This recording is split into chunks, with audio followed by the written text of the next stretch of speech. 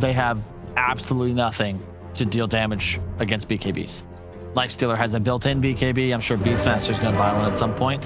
And it's like, well, which core are we actually going to target?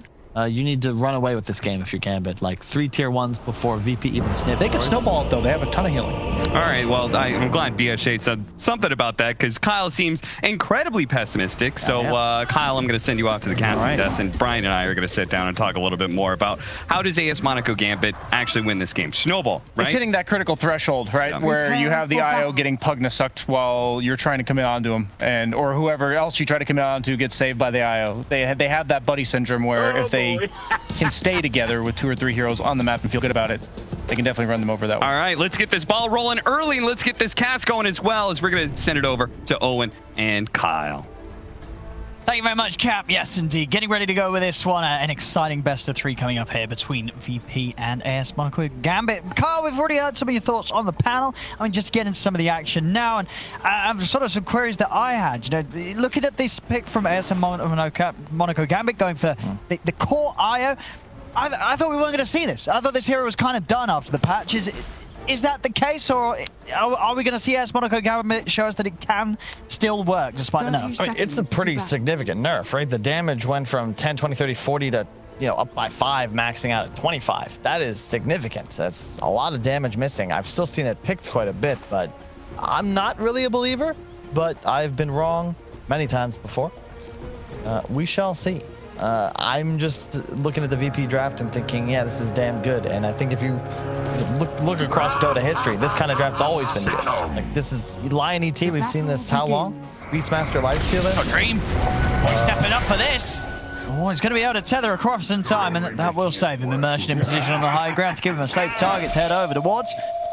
But no, for sure, I do have to agree. This definitely looks like it could be a tough one for AS Monaco Gambit. Yes. No one's got a lot to prove with that. The last pick, Pugna, pick into against some heroes that are able to deal with the Pugna. You're going to have people setting up, getting in the face of him, the Roar, the Jump from the Lion.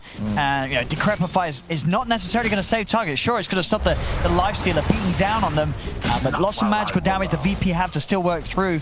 Potential Decrepify saves that no one would normally want to look for when he's playing Pugna.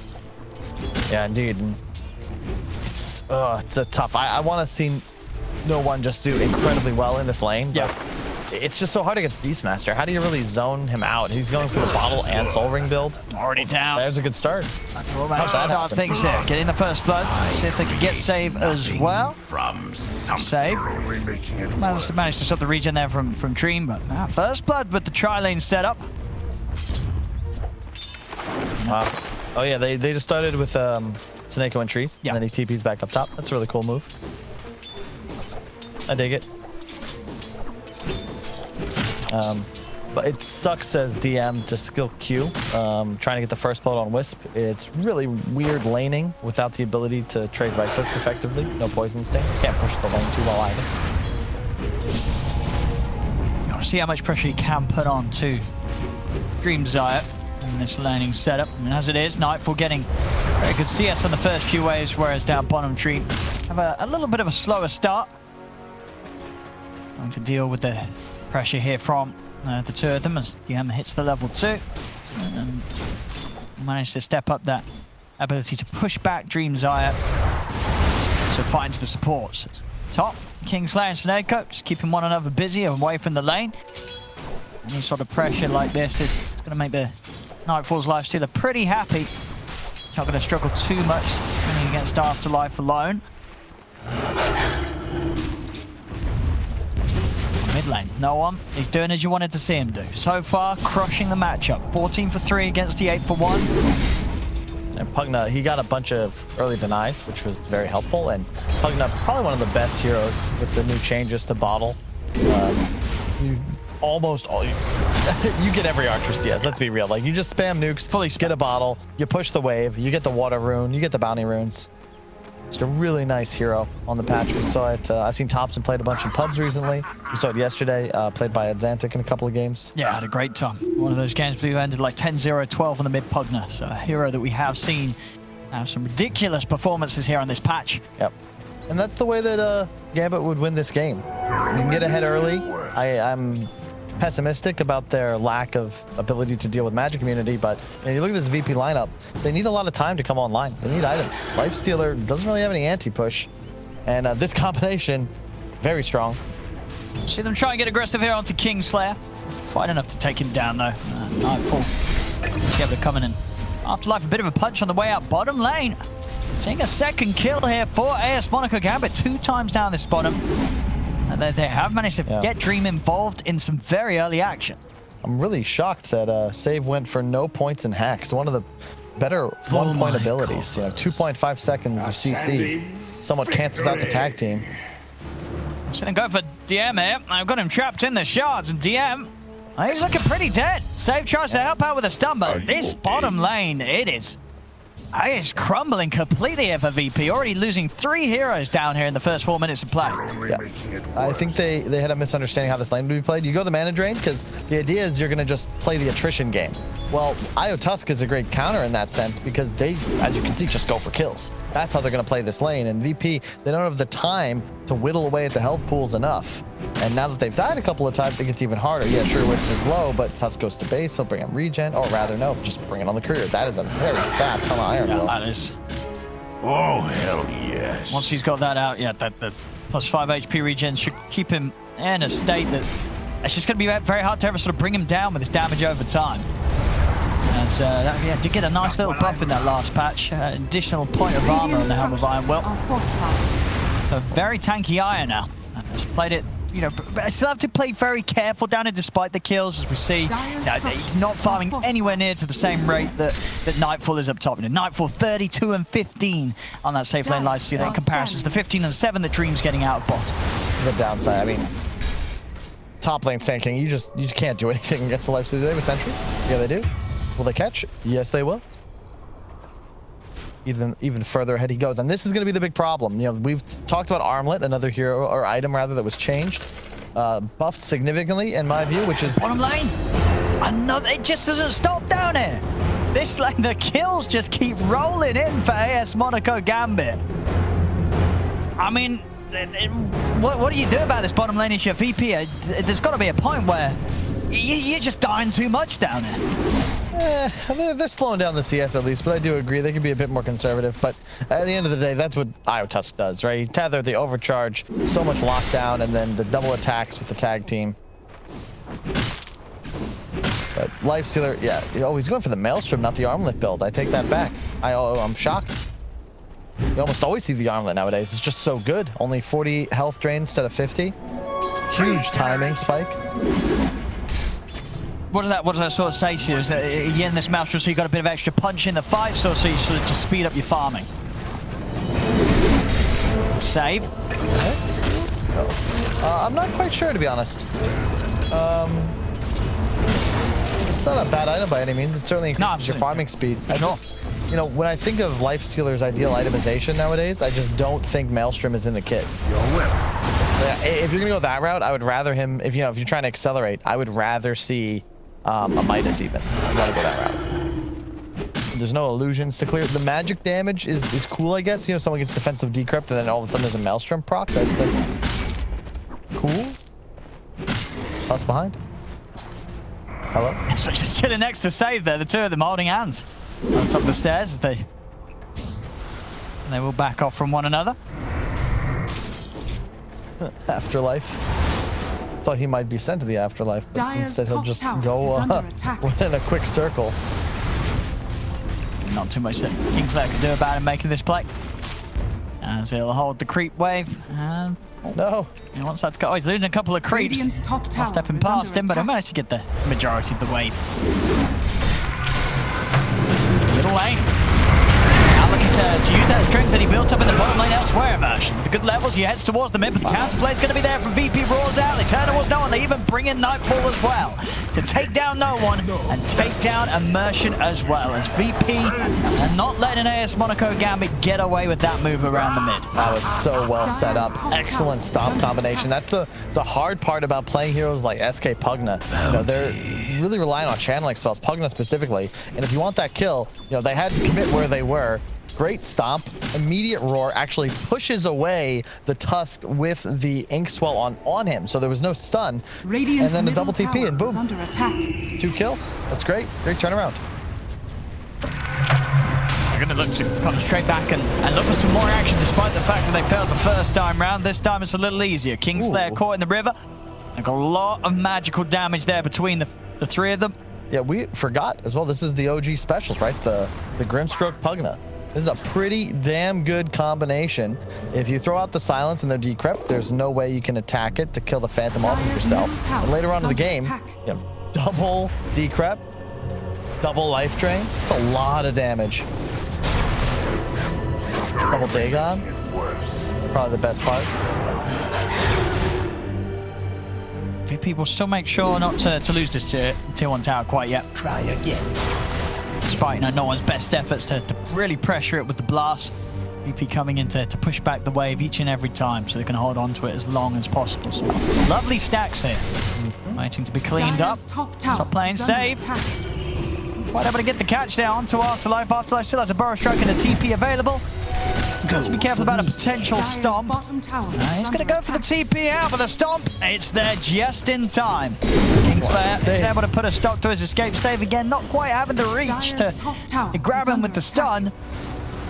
He's got another Burrow Strike up to Afterlife, so he can continue to make them work for it. But actually he holds on a little. Okay, he was waiting to lose him range. Either way, probably dead. Indeed, he does go down. Nightfall gets the kill back over in the mid lane. Whilst that's all going on up top, a bit of a distraction. ASM Monaco Gambit will manage to push down the tower and take down GPK as well. I'll quote one of my favorite players, Moon Meander.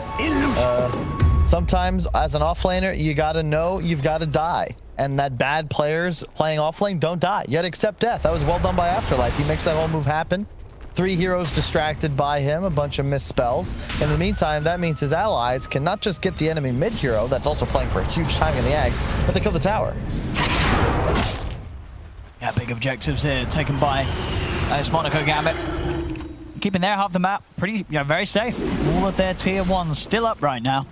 As VP not quite in a position to start to get aggressive and to push themselves. As Nightfall step over here, but the silence comboed with the decrypt. There's no counterplay. There's no counter there as they take him down, moving in 4 more with life drain onto Kingslayer. Dream's going to join as well as he relocates over. They take down Save. We're going to see the turn here from GPK as he has to use the Roar to hold back no one. But he's got to keep running, GPK. They may still catch him. They've got the Decrepify. And we'll see Dream, of course, have to return as the relocate comes to an end. VP trying to see if they can punish AS Monaco Gambit for this. They've got the stomp set up onto no one, but they're all relatively low here, the 3 of them, so they're a little scared about how close they step. In fact, GPK, he ends up coming too close. The shot's not quite going to touch him, though, so GPK will live. Immersion slowed down by the poison sting of the plague wards. He'll look for the maybe. Oh, there's no juke. He's actually going to get away. He's actually not going to be caught here. Kingslayer's not able to find him, and Immersion's able to make it back safely. Bounty rune as well on the way out. That was a little sci-fi B movie juke out there, you know. Runs into the closed room, saying, "Oh, the attic." Dire's top tower is but we're staying here. Yeah, this exact combo, as you said, that teams like OG are picking this duo for, and it ruins heroes. Normally, a life stealer would feel that he's going to have the ability to get out most of these situations, but as soon as that bug's on top of him, he's not got a rage and unlikely to really have the items to ever deal with the Phantom's embrace. So this combo, unless he's got someone around him to remove it, it's going to kill him every time. It's a little deceiving too. I believe the silence used to affect you, like as it got on top of you, whereas now, at the moment it's cast, you're silenced. And the Pugna damage output is just nuts with the decrypt assistance. Another reason... that's not true. Did they buff that? Is that how they buffed it? I'm like 97% sure. There's no way the Phantoms... Is it an instant silence? Surely still the bug gets you. We'll see. Anyway, here's the fight down bottom. No one turned upon. Big ult coming out from DM as he's trying to turn Suneko. Will fall down surely as Nightfall's running at them. It's 2 down. Nightfall seeing if he can get a further cleanup as the big ult that was out there from DM has caused them all to have to scatter on AS Monaco Gambit, and it's found the setup for them to get kills this time around. As VP, they'll take down 3, maybe even 4 as they're running into the jungle to try and find Immersion, hiding in the trees. Kingslayer and Nightfall, they'll surround him. He's got a snowball. It's only going to buy him a little bit of time, though, as soon as it comes to an end, Nightfall claims another. VP strike back hard. I needed that fight. This time they actually get on top of these squishy backliners, and you might be right, Owen. They might have changed it the other way around, but then I would question, how did Nightfall get silenced in the first place? Well, he was, because he was right next to him, Seneca. But as you said, as a lifesteal, if you're getting that close to a Grimstroke, you got to be ready for that bug to come out. Radiant's middle tower is under attack. Yeah, another reason I would have preferred to see the armlet, though, because he only dies there because he's Dick and Maelstrom. There's no bracers, there's no actual stat gain. Now he's got the belt of strength. He'll be going Sanj, but just, yeah, I mean, helps with stacks. We'll see him take one here. But quite curious. He will scale. Still a relatively even game. Big timing is, of course, going to be that Beastmaster Ags. We've seen that do some pretty nasty work over the short time it's been available in the game. And are you sort of a believer in the build enough for it to have the priority of being played from the mid lane rather than the off lane? You feel that it's strong enough to get that position too, to do it? It remains to be seen. I'm having a tough time. It reminds me of the... I guess Alchemist is a bad comparison, but it's similar when people started pooling Ags. And you're like, okay, is this really that good? Sometimes it looks terrible. Sometimes it looks unfair. It's really all about the timing you get it and how these fights will go. I will say, against this lineup, they're going to have to deal with your Lifestealer and your Venomancer. So theoretically, if DM can just pose a distraction, then 10 seconds of axe throwing is all you might need just to win a team fight with ease. Fairy's Trinket's quite nice as well. A little bit of spell damage. Mana cost reduction. Top lane safe. I push this lane out on his own. Easy setup there for Afterlife for the further TPs to come in and get the kill. Back over the mid to Seneca. Get taken out. Both teams having supports a little too far forward. Interesting point as well. It's not super effective in this game, but I've been following some stats. I think Knoxville's been posting. His whole theory is that after a new patch, if you look at ability draft win rates based on abilities picked, you can learn a little bit about what is and is not broken. And what's hot? Well, 4th place. Yeah. How did you know, JJ? Yeah. 4th place right now in win rate percentages is Netherward.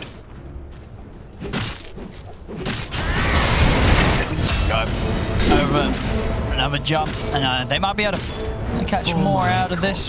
We'll see Nightfall already heading away. He's out of this aftermath. Easily heads straight towards the top. As Nightfall continues to keep on par with Dream's farm. Both carries very even with the progress so far. So we'll have to see. So far Dream having a brilliant game. 4-0-3 on the carry IO. So far, it seems like that the nerfs haven't held him back. Still having just as good of a game as the carry IO. Yep. As an Axe too. Now this is where things get spooky. Really tough for you to play a Blink Sand King against a Venomancer. It's why we see Virtus Pro last pick it. You want to be this Blink Initiator with the Grimstroke Inkswell, but if a ward's up, specifically placed on a high ground, you get clicked.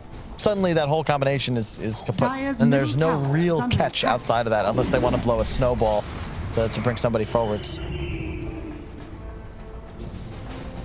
Straight away around the mid. As Monaco-Gambit looking to continue to keep the pressure on Immersion. He finds a chance to initiate, but VP they're playing it cautious. Aghanim's now done on GPK, so he'll have that ramping up damage ready to go in the fight on 0 cooldown. Io's done as well. Could be our first big clash. I think the spell damage, again, still very much in the favor of AS Monaco-Gambit. They are so strong, feeling themselves. Their abilities, plenty of damage to take down effectively any core. And Virtus Pro need a bit more time to come online, I would say. There's the jump. Fine stay. They're going to look to start things onto the line, but immediately Nightfall's going to jump out. They're going to head straight over towards the Pugna. The finger comes out. They burst. No one immediately at the start of the action as AS Monaco-Gambit will manage to take down 2, but they'll lose 2 more themselves. Both supports and no one out of the game. No one actually buying back, using that buyback, but not actually able to really get back in it. So a buyback that the VP are able to retreat and make sure they don't lose anyone else to that Pugna buyback in the fight. The Bright said it was a pretty cheap buyback, but I am shocked that he used it. Maybe they can still find something though. It's Afterlife. He's going to get the lead in. Kingslayer though, he's found the stop. Nightfall is looking for a target, but he doesn't want to commit him with Dream coming back over, keeping no one healed up. Won't push any further. DM's going to get back in the game. He's ready to head in. Afterlife will still find the catch. He's able to close in, and Pong Kingslayer gets the jump. I'm really shocked they gave that to him. I mean, with the buyback, you got to figure they're going to keep hunting you. Virtus Pro, you're at the mercy of your big cooldowns. Finger, Roar, Earth Splitter, Venom Ulti. They're all on cooldown. Yeah, thank you, JJ. And they even use the infest. Like, literally all ults down. You know, you don't have that problem as this Radiant side. No, you're ready to go. Sand King stun, decrep, blast, drain. That's going to be a hero kill. You got to be cautious. That Netherward also doing some serious work. Poor save with that stun finger combo. Basically killed himself. We'll see what the move is here. As AS.GMB has to be a little careful with no one's positioning with his buyback expended. Of course, Roshan would be nice, but not really the best lineup for taking it. They've got to focus on getting those kills. VP already also ready for some action. Smoke comes out. GPK cleaning out the mid. Radiant's See if Save can find that blink jump. Of course, the big catch will be no one. If they can kill no one's Pugna, it's going to heavily slow down his game. Hunting, they are. This is going to be easier said than done. Oh, they're going to see if they can jump Dream. They got the damage to take him out. No one's trying to keep him protected with this Crep Fire and the life drain. He's healing Dream up. Nightfall's still going to charge in, but Dream's able to tether over towards no one, and the rest of AS.GMB are making their way over. Here they come. Immersion. They're going to catch him with the charge jump for Afterlife. The X-Bomb up as well. They'll go straight in onto Nightfall. Can they bring down the life stream in time? He's getting low. The Phantom's embraced on him. He's trying to take it off. He will manage to do so. As Nightfall will live. A turn taken down the two of them. Saves ready to jump back in onto no one. No one drops down the nether ward. Dream will manage to take no one out there. Oh, they got to buy back. They got to get back here. Yeah, they're going to look to fight. You don't want to ditch your IO carry. There's 4 heroes of VP surrounding and ready and waiting for Dream to return. See if they're going to help him out here. Dream's going to get caught out by the stomp. No one trying to keep him alive with defensive to Brent Fight, but the burst comes out for the finger. Dream getting low. He'll turn over towards GPK, but he can't quite finish the Beastmaster off. The heal does continue to keep Dream alive, but the axe is damaged. Dream's got to be careful. Another axe is going to do it there. As GPK finds the snipe, takes down the carry IO. And GPK wasn't there, but back at TI8 in Vancouver, we did axe throwing at the pre-event party. We did. We did. A few of the players quite good. Apparently GPK, you know, were he in the scene, might have been in that final round. That's a good job we weren't there. He'd be hitting us all. GPK. I saw the damage done that last fight as well. Over 4K damage there done by GPK's Beastmaster.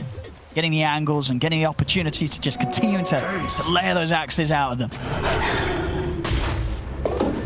It's still anybody's game, but you can see a big part of this game is no one. I mean, he played that fight near flawlessly and still wasn't enough. Oh, mid. They're able to get the opening here. Nice jump from Afterlife into the Phantom's Embrace. Can they keep him chain stun? They can with the X-Well and the punch up. They bring him down as Nightfall pushing forward incredibly aggressively. He felt invincible. He wasn't. No, not at all. He's got to be way more cautious. Cannot afford to be playing so loose. Might even set up for the Roche, but with ET checking the pit, it's going to be tough. Oh, they're going to smoke and look for another kill whilst Nightfall's down. So if AS.GMB can get the jump, they found GPK.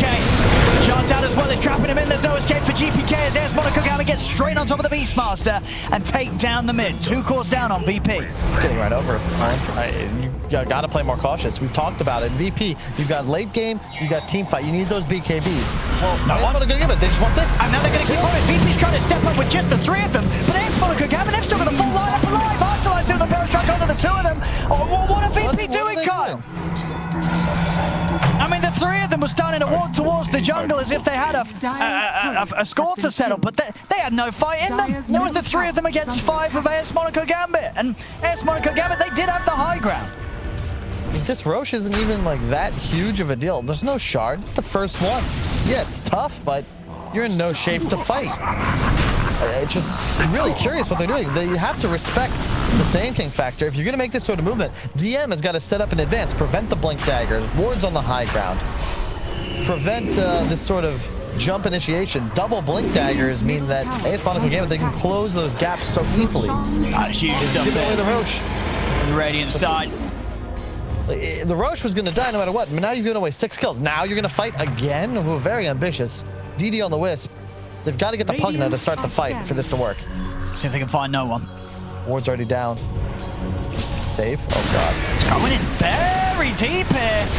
They have vision around it. I don't think they did saves down. They will manage to kill Afterlife. A Dream comes over the hill. Actually, doesn't matter. GPK is able to find immersion with the axes. So it does work out. A risky play. This time works out for VP. They get the 2 kills. Only losing save for that effort. I mean, poor Save, man. He's like, as soon as the Pugna ward goes down, by blinking forward, like, that's a brave soul. He knows he's dead. Because realistically, he's going to cast his spells. He's going to die, but he's the delivery system, you know? He's working on behalf of the alien, the life stealer inside of him that bursts out, takes out 2 heroes. Man, we'll see. VP, they're closing in on the BKBs. It's not really anybody's game. It's been quite entertaining. Was it 24-17? 24 minutes in. UK lead still at the moment for AS Monaco Gambit. GPK just finished his BKB, though. That's huge. Bottom tower is You under can actually attack. enter fights now, run at no one's Pugna, potentially roar him, try and take him down. Surprised no one hasn't picked up a Dagon yet. Just all the burst damage potentially. Went for the Rush Doctorine. The blink makes sense. Money changes hands. Aeon Disc is next choice. Scotty for Noah or Nightfall. This is really nice. One of the best tools at limiting healing. When you're playing against a Wisp Pugna, it's necessary because otherwise that hero is just going to get double healed, and we've seen it in those mid-game engagements. You're just not able to take them down.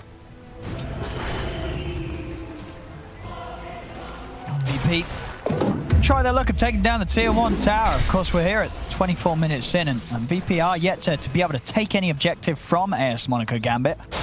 Radiant's bottom tower. See is this under one go attack. though. Is AS Monaco Gambit no interest in trying to protect this tier 1. Next fight round, Dream's got a full BKB, so again the IO carry continuing to perform here on AS Monaco Gambit. First picked again, I believe, we're in the draft, and it's still looking as good as ever from Dream. That's what we call the debate right there. It's how they drew it up. Kill the lion. We'll spam all of our spells on his corpse. It's certainly going to work. And you can see Save, that's the smile of a man who knows the job well done. Yeah, and it better be. Two intimidating looking guys standing behind him like, oh, you better not mess this up, boys. Middle tower is under attack. Here we go, down mid. Onto the tier 1's VP.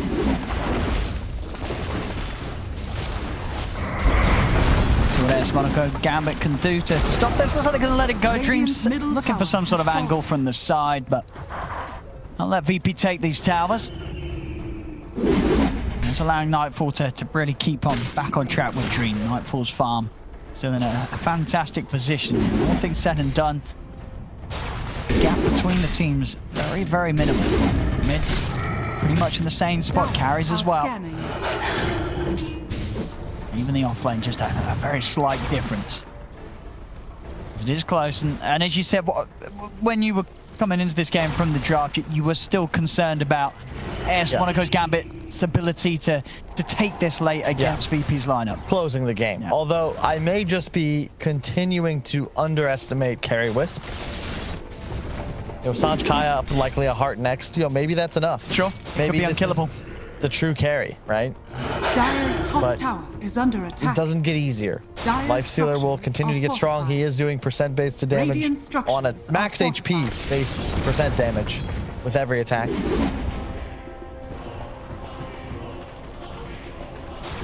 Age is up for another 2 minutes. Is that 50 seconds? Yeah, man, final minute now. I need glasses. Program's only like 10 feet away. Make the most of it here. They'll take the tower. Mass TP's bot. Instantly out of this area. Nightfall, he's not going to take his chances anymore. He knows that they can kill him. They find that jump. Beastmaster. A little find here, the Paladins. You know, to amp up that lifesteal and now with a full Skadi. Nightfall with all the tools to get in. Crepified targets are still going to be a little bit of an issue for him at the moment, but if you can work around that. Comes the fight. They know Aegis is fading. Dream's going to start the... Oh, Afterlife, he's up on the cliff. There's a burst strike a little bit off the mark there. Things still work out as they get it onto Dia, and they bring down the Venom. Over to the side, though, Nightfall and Save, they've found themselves on top of the Pugna. They're trying their best to burst him down. They will be able to do so here with the Earth Split as they take him out. Roar comes out from GPK onto Dream. Nightfall's able to continue to go to work, beating down the IO.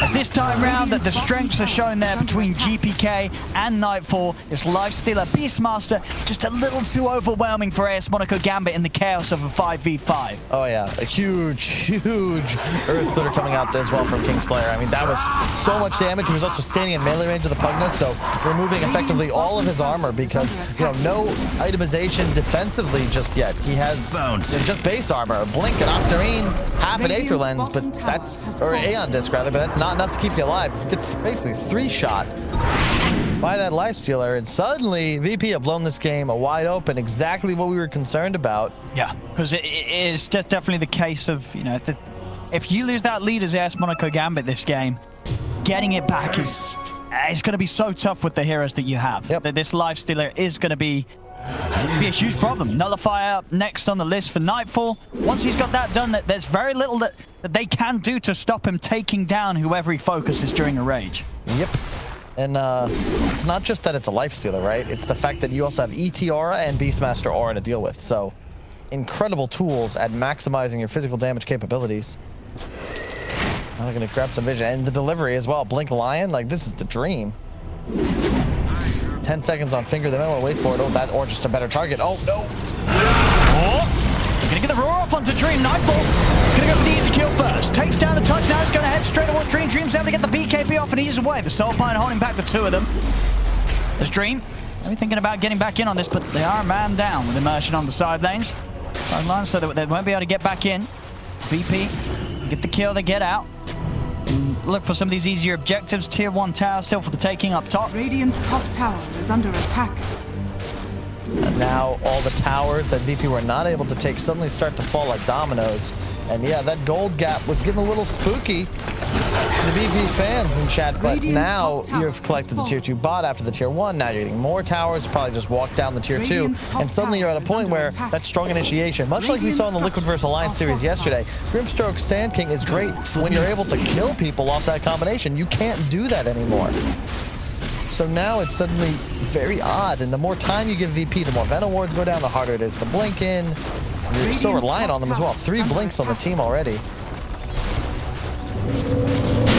There's the jump afterlife.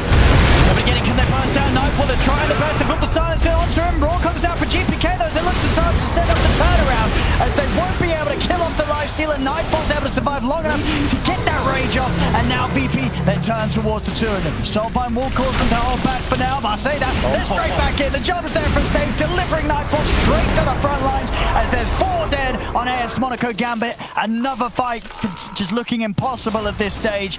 They're trying to make the same moves that they were getting away with earlier, getting in on top of the Lifestealer, but at this point, Nightfall, he's got the farm, he's got the items, they can't quite burst him, and if they don't take him down with that jump, the lineup from VP, it will turn and it will kill them all. It's looking to dive now towards the tier 4s. A buyback comes out from Afterlife, but he can't protect Dream as the IO falls. Afterlife looking to have a dieback situation here, as he indeed will go down a second time.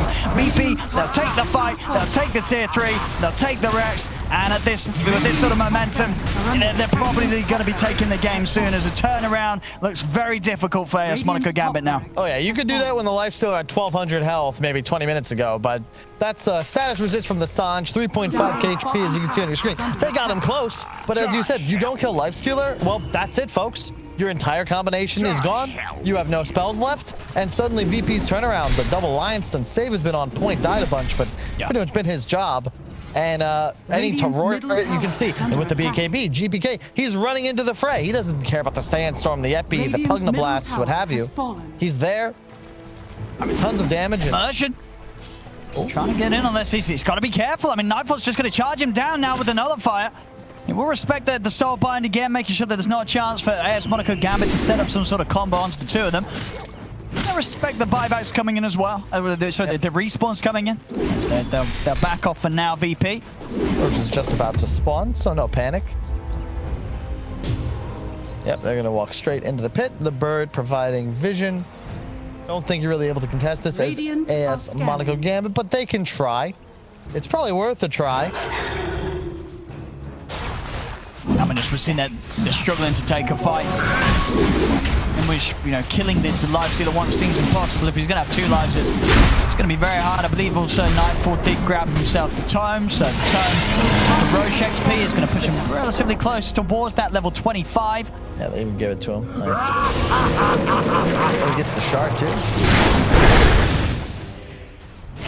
Open wounds, it's back. It's back.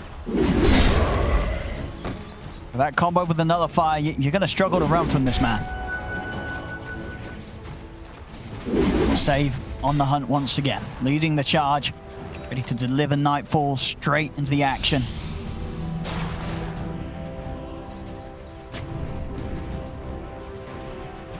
Smoke right into the base. Love this move. So hard to predict it. Playing safe, but somebody's gonna have to push this wave eventually. Radiant's middle tower is under attack. Very hard, yeah, for ASM.GMB to show their face. They give VP enough information for Save to find that jump. The fight's, it's going to be over as quickly as it starts. If they pop the Aeon disc on the Pugna though, and without any real hard save outside the snowball, means he's for sure going to be this target.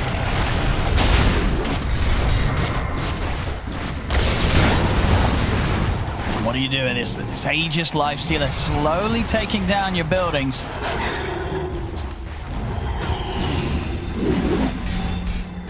So who's going to make that jump occur?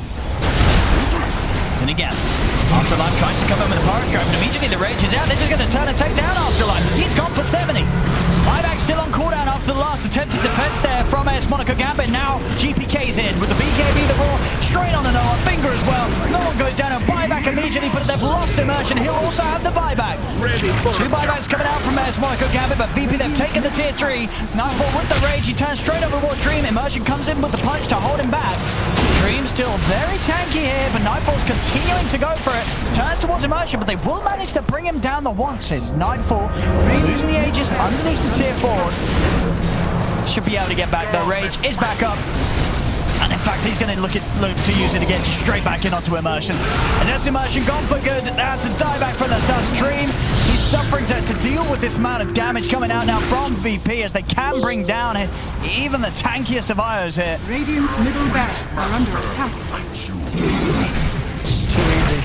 Anyone they go for just pops immediately. Straight in onto Noah. Now Disc doing nothing now against the Nullifier. That's such a short cooldown. Nullifier just effectively set up 4 kills. Got rid of the tanking Yules, gets rid of the decrep.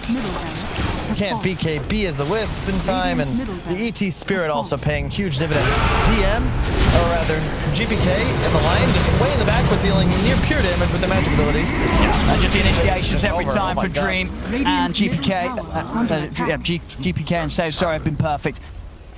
Every single time catching them, and there we go. I mean, VP, this game won. A slow start, but at the end of the day, just part of the plan, right? You know, ASM.GMB